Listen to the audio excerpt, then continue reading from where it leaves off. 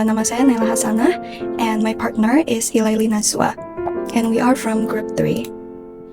Baik, sebelumnya, let's imagine first, right? So let's think about how do you say, like, for example, hot in different settings, right? So hot is the meaning is panas, right? But for everyone, it could be different, right? Like for example, for teachers, it could be formal in a formal way, or for your friends, it could be as in like a playful way, and for your parents it could be respectful. So it depends on like for example, different situations, different context, and different intentions, for example. So what we need to know is that direct and indirect speech acts in pragmatics plays a role in which, like for example, we have to know what kind of words is suitable for every situations, something like that. So for example, okay, let's take an example for teachers, like formal way of saying hot. Do you guys have any idea how to say it? So what might be the formal way of saying hot as a teacher is like, for example, a student might say to the teacher, "The room is quite warm, sir," or "I feel hot, sir." So there's a additional word at the end of the sentence, like we say ma'am, miss, or sir, for example, like that. So it could be quite formal in that kind of situations. For the next one is like for friends, like, so for example, it could be for a playful way. So if we say, "Oh, it's quite hot, isn't it?" like your friend, for example. So it's like in a playful way. So like for example, "Oh, your friend is hot, but like the room is also hot," right? Like for example, like that. And then for parents, it could be a respectful way in many situations. Like for example, if a child say to her mother or his mother, like, "Oh mom, can we turn on the AC because it feels hot?" So for parents or for children saying it to their parents, it could indicate like a need. So it's like a need, and then it turns to be respectful because we are requesting something, we want something. So it could be indirect in these kinds of situations, like the intention seperti itu. Alright, so like the next one is the context and the person change how you say phrases. Jadi seperti sebelumnya tadi, like we have to know that direct and indirect speech is plays a role as in playing the context, playing how each word plays a role in every context or in every situation. So context is the environment and circumstances that give meaning to a message. So like if we say directly to our friends, it's like it would turn into like a playful sentence, respectful, formal, something like that. So basically direct and indirect speech is so like it's meaning versus intention, like that. Okay, the next one is direct and indirect communication. So we have to know that direct and indirect communication has these types of factors. So like meaning versus intention. So if we say directly something, it could mean something different because of the intention that is in the sentence. And then the role of social context. Jadi not only from the intention of the speaker to the listener, but also direct and indirect communication is important for the social context. So like for example, what is the social standing of the speaker to the listener, for example, like the internship versus the boss, right? The boss is in the higher status and the lower status is the intern, for example, like that, or the staff or the co-worker. So we have to pay attention to the social context as well, the social hierarchy. Okay, the next one is the efficiency of directness versus the politeness of indirectness. So yes, we have to know that direct communication is short, right?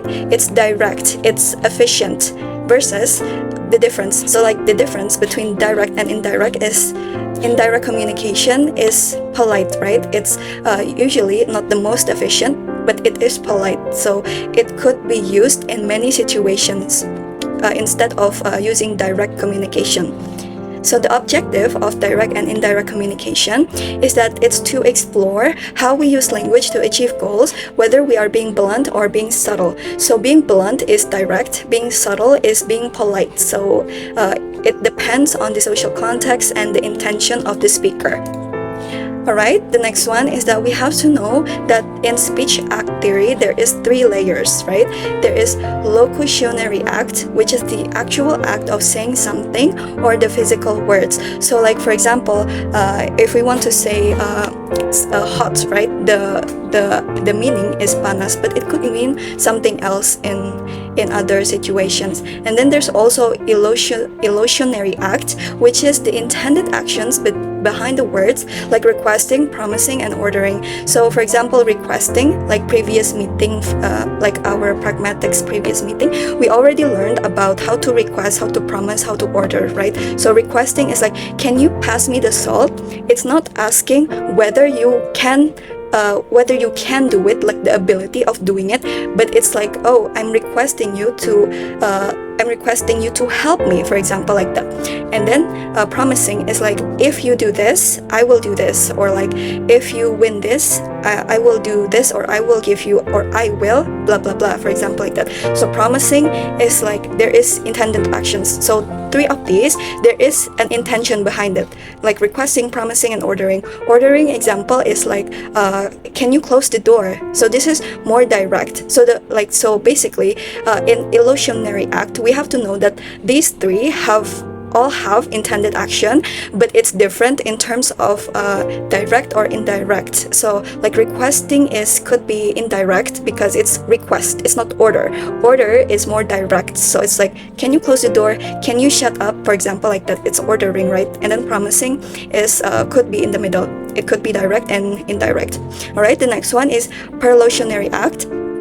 It is the effect on the listener. So the listener feels guilty, like for example, closes the window, etc. So what is prelocutionary act? It is the effect on the listener. So like for example, the speaker could be communicating in direct or indirect speech or communication, and then it creates this effect on the listener. So like for example, can you close the door, or can you shut up? And then the listener will feel guilty, will feel something.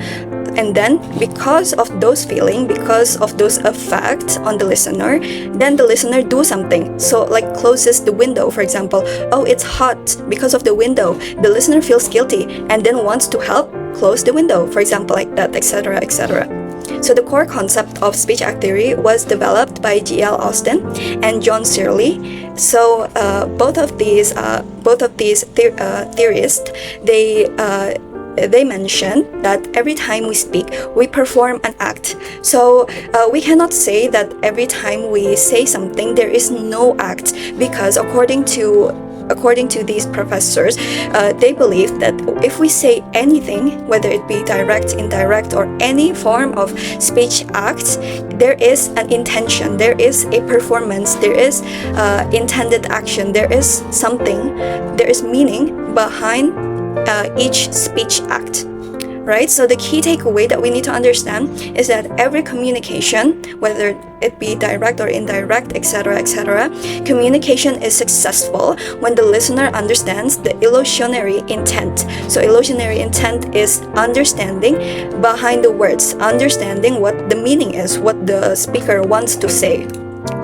Alright, so for the next one is that we have to know, okay, what is direct speech acts? Myself, I'm going to explain about direct speech acts, and then Ilaili is going to explain about indirect speech acts. So let's know about the definition first.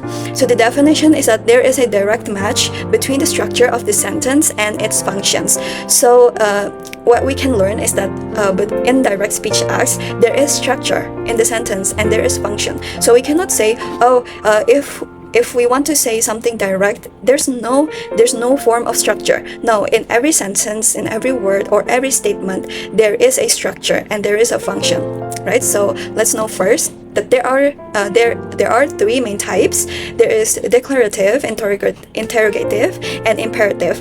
So this is a common type of speech acts. If we learned from previous meetings, we know that declarative is declare. So stating something, statement it is a standard sentence that ends with a period. It usually follows a subject, verb, object pattern.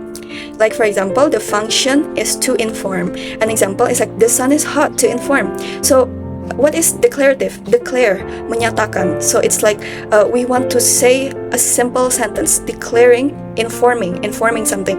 I am a student, for example. The sun is hot. The information is that hot, right?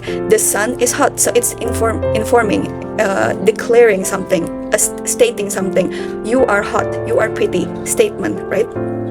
Okay, next one is interrogative. Interrogative is question, right?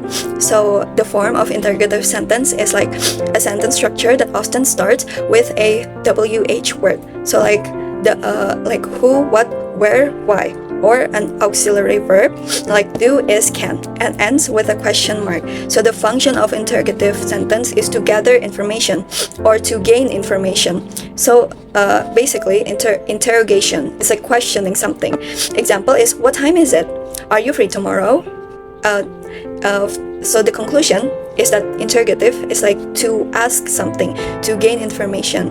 But the simple way of understanding how to know if a sentence is interrogative or not is that if there is a question mark like this, and then we can know that, oh, this sentence is interrogative. It is to get information or to gain information. The next one is imperative sentence. So what is an imperative sentence or command sentence? The form of imperative is that it is a sentence that usually starts with a base verb and omits the subject you because it is implied. So it's the function of imperative is to trigger action. So it's like the previous one, like requesting, promising, and ordering. So it's like imperative. So it starts with a base verb and omits the subject you. It's to trigger an action. Can you pass me the salt? Instead of that, we say pass the salt. We request. We could also use promising, ordering, requesting. The illocutionary act, we can also use that for imperative sentences. So instead of saying can you pass me the salt, we say pass the salt, to request action, to request help. Alright, maybe that is the definition of direct speech acts. The next one will be explained by Ilaili.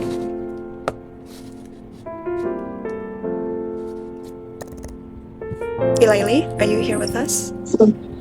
Yes, but sorry, the slide is up. The first slide.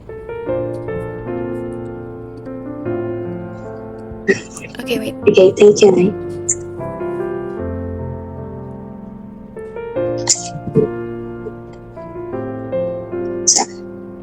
Okay, thank you, Nai, for explaining the earlier slide. Daily life.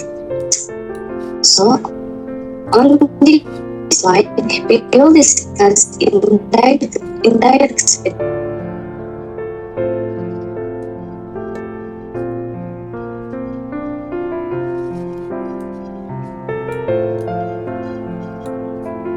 Ilaili?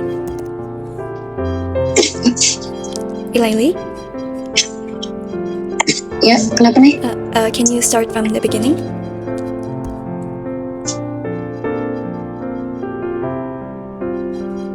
Tadi kayaknya internetnya kepotong, Lai.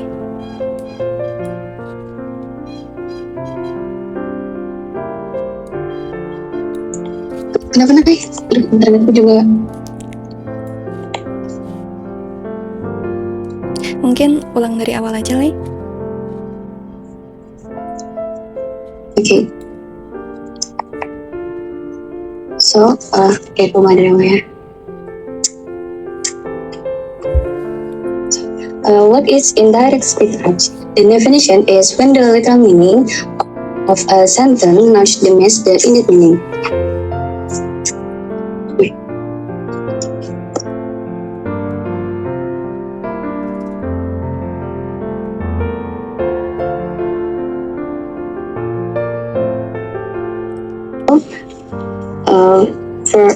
For example, Amala said to her son, "Did you meet the door open?"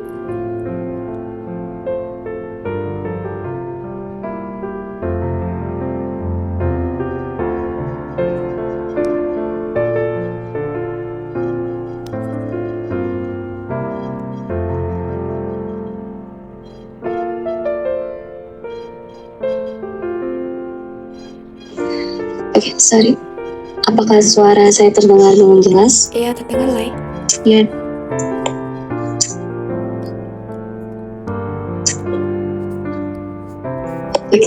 Okay, next slide, please.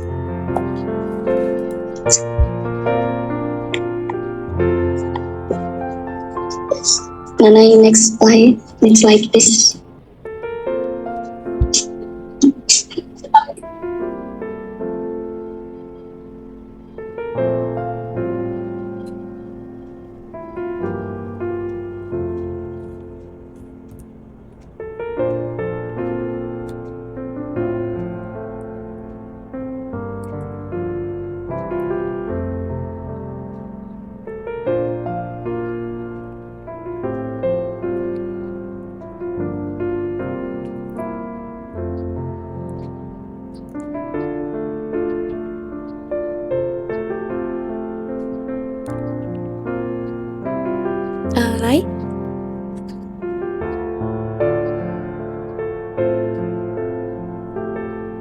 Okay. Okay, next is direct versus indirect speech. Now, let's go.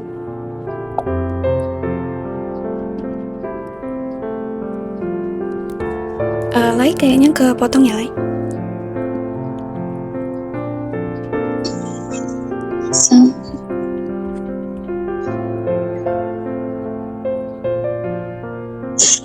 masih putus-putus kan, Nay? Enggak, lanjut aja. Okay. So, a guy.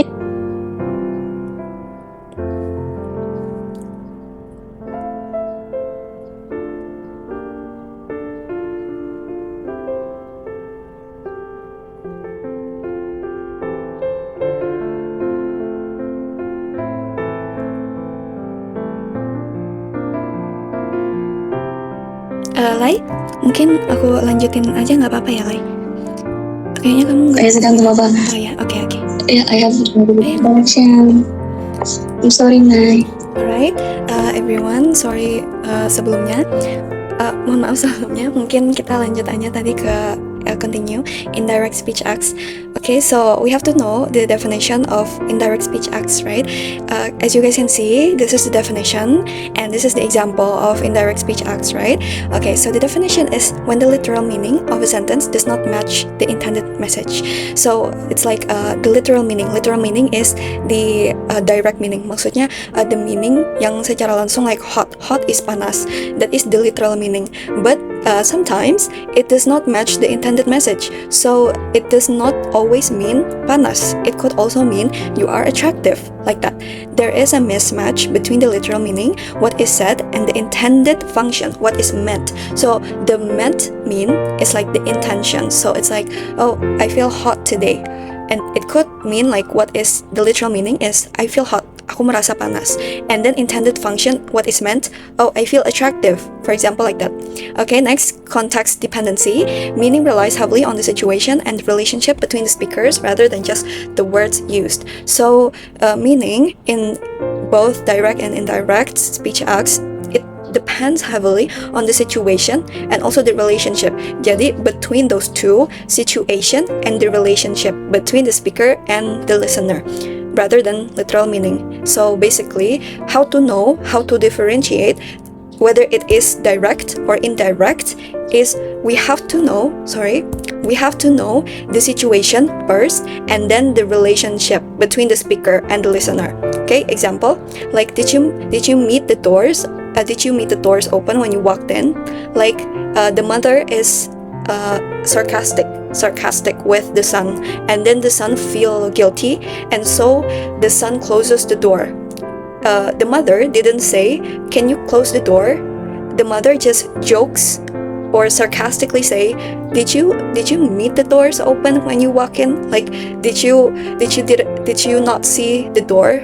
Did you not see the door closed before you walk in?" For example, so it could also be like sarcastic or jokingly in indirect speech, and then the son closes the door. But actually, the mother didn't say, "Can you close the door?" She didn't say that. Alright, that is the example of indirect speech acts. So the son closes the door, action, rather than saying yes, like a literal response. But the answer from the son is that action. Literally closed the door. Okay, next is direct versus indirect speech acts. So direct speech acts are statements, as you guys can see here, interrogation, blah blah blah. Indirect speech acts are statements, interrogations, or commands with implicit meanings. You need context and shared background knowledge to understand them. So there is quite a difference with direct and indirect speech acts that we have to know. So direct is statements. Usually both are using the same three: statements, interrogations, and commands. But the difference is that direct is surface level. So it's direct, it's quick, it's efficient. Indirect needs background knowledge. Oh, so background knowledge is like, oh, this person is the boss, this person is the teacher, this person is the student. background knowledge. Next, direct speech acts are used mostly in formal situations, especially when presenting facts, while indirect speech acts are used as a form of sarcasm to mock or ridicule. They can also be used to present polite requests or statements that do not sound imposing. So indirect is like we are not trying to be direct or informal or like rude. We are not trying to be rude. So sometimes indirect speech acts could be in the form of sarcasm or joke or ridicule. Alright? Next, real life example is like this. Like for example, in dinner party, the food does not taste good, right? So indirect speech is like, oh, this food is terrible. So you may hurt the host feeling because you are too direct. So we can say indirectly. So we say, oh, this food is very unique, for example. Oh, this food is not my type, but I like it. The message is softened. So it's like could be sarcasm, but it's still polite and still maintains social harmony. So the conclusion is that how to know whether the listener is trying to interpret indirect or direct is trying to say direct communication or indirect communication. We have to know that there is structure and there is forms to direct and indirect. So direct, like previous information tadi, like direct speech is efficient, it's quick, it's fast, but it's casual. Indirect is formal, it's more polite, and it's less rude. So we have to understand the difference to help us communicate effectively in daily interactions. Alright, thank you so much for your attention. Do you guys have any questions?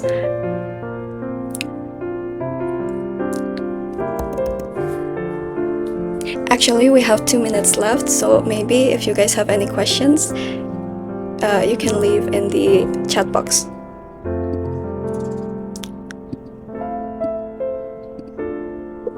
Okay, does anyone have question to the group? Okay, there's one question. Alright, thank you so much, Nia Ananda. So your question is, I'm curious, how can one sentence have both direct and indirect meanings? Can you give me one example and also explain the two meanings?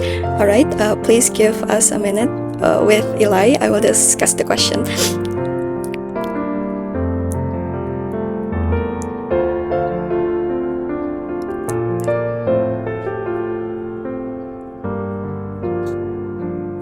Alright, so after our discussion with Eli, maybe the answer to that is that we have to understand that speech acts is very fluid, it's very flexible, right? So we can say both things at the same time. So we can say, oh, this food tastes bad, but it's very unique. So yes, we can actually combine these two, direct and indirect speech. We can combine these two, but we have to know like the differentiation of this speaker intention is trying to save face. For example, like previous meetings, we learned about saving face, right? So yes, it could be like that. For example, this food tastes bad, but it's very unique. For example, like that. Does it answer your question, Nia?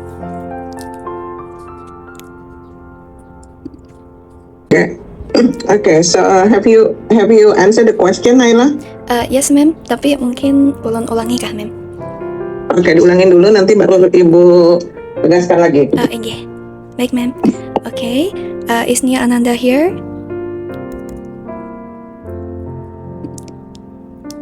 Okay, tadi di meeting sebelumnya itu sebenarnya ada pertanyaan tapi kayaknya udah kehapus ya karena link baru. If I can remember, maybe Nia you can correct me. Your question is whether direct or indirect speech acts could be in the same sentence. Is that correct? Apakah benar, Nia? Okay, jadi setelah discussion with Eli, with my group member, we believe that when we are trying to say when we are trying to communicate, whether it be direct or indirect speech acts, it could we have to know the difference. So tadi previously we explained that direct speech acts and indirect speech acts is different depending on the situation and the relationship between the speaker. Jadi like example like this, direct speech act, this food tastes bad. What is bad? Ini this is efficient, this is quick, this is direct. right? This could came off as rude, and it may hurt the listener, for example, like that.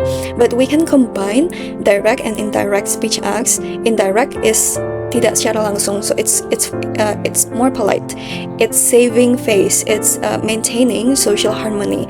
So we can say both in a sentence. For example, this food tastes bad, or something direct. And then we say indirectly, but it has a very unique flavor. So even though you say something rude in the beginning or something direct in the beginning, you usually can say something indirectly to save your face, to maintain politeness. Usually people say both a speech act of direct and indirect in one sentence if they are trying to save face. So usually people who say direct speech is accidentally saying directly. So like for example, oh, I actually don't like this, and then they feel guilty, and then they say indirectly. So like direct speech acts, this food tastes bad, oh, I don't like this, and then saving face. In one sentence they can say direct and indirect. So you say this food tastes bad, but it has a unique flavor. Oh, actually I don't want to go here, but I want to know everyone, for example. So you can say two speech acts in one sentence. Does that answer your question, Nia?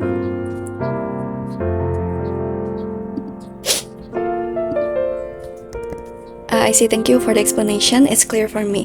All right. Maybe do you guys have any more questions? Okay, Vaslina. Your question is, do you think young people today are more direct than older generations? Why or why not? Also, in chats like WhatsApp, is indirect language still effective, or is it often misunderstood because there are no facial expressions or tone of voice? Alright, thank you so much for your question. Maybe we will, maybe please give us a minute to discuss with Eli.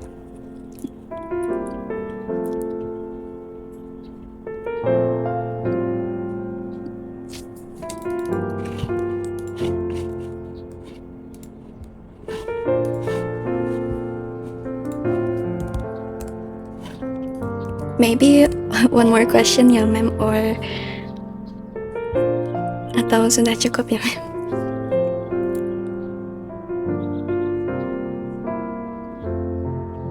Cukup 2 question aja. Setelah ini dijawab, nanti akan Ibu reinforce lagi apa sih yang dimaksud dengan direct dan indirect speech act. Engage, baik, ma'am.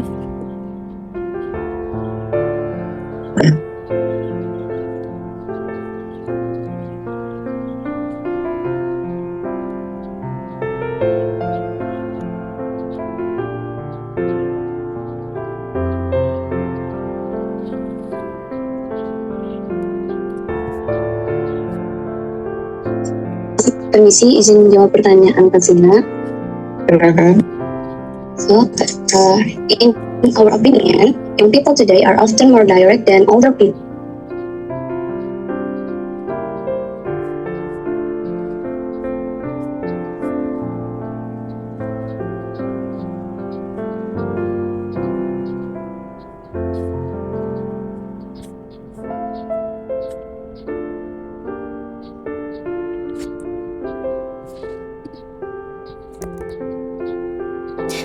Lately, I think your voice is cut off.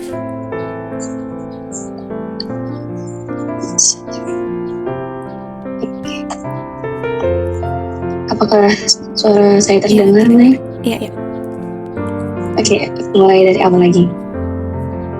So, in our opinion, young people today are often more direct than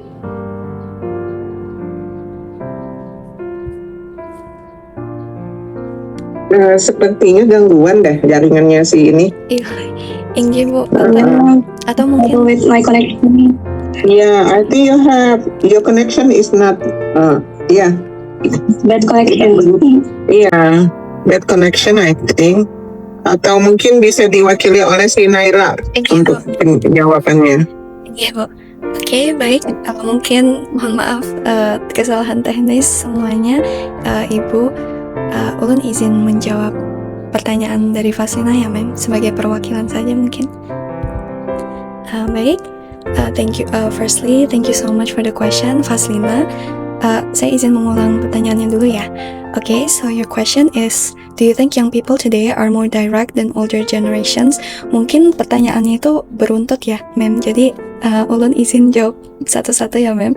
Okay, so yang pertama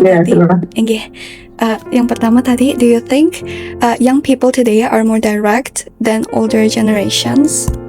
Wait, I forgot to record my screen, Mem. Sorry. Ya sudah. Baik, continue. Do you think young people today are more direct than older generations? Mungkin satu dulu, okay. Faslina, we think according to our discussion with Eli previously and the presentation earlier, we didn't mention about age factors, like whether older people or young people tend to speak more directly or indirectly, because we believe that speech acts could be flexible for all ages, whether they are older or younger. But maybe according to statistics or according to commonality, we can conclude that yes, young people tend to be more direct than older generations because of a lot of factors. But we believe that so why do young people speak more directly? It could be because of social media, for example. Historically, we are trying to communicate more efficiently, and Gen Z, for example, younger generations, we have this online space, and therefore it could indirectly be the causal of why young generation nowadays speak more directly than older generations, because younger people they want to speak more efficiently, and perhaps could also be because younger generations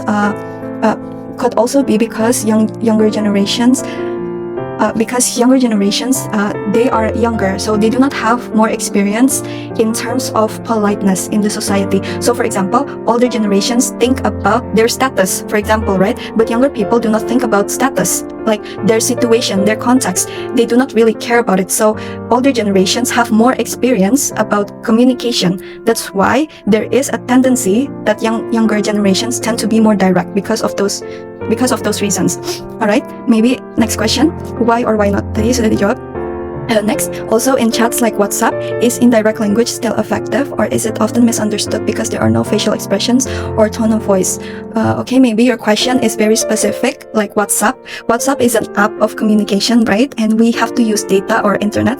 So and we have to type, right? So in terms of efficiency, it correlates sama pertanyaan sebelumnya, like internet and younger generations. WhatsApp is if people use WhatsApp, they are trying to be efficient, right? They're trying to be more quick in terms of communicating. So yes, WhatsApp could be could be direct language and still be effective, and could also use indirect language and still be effective.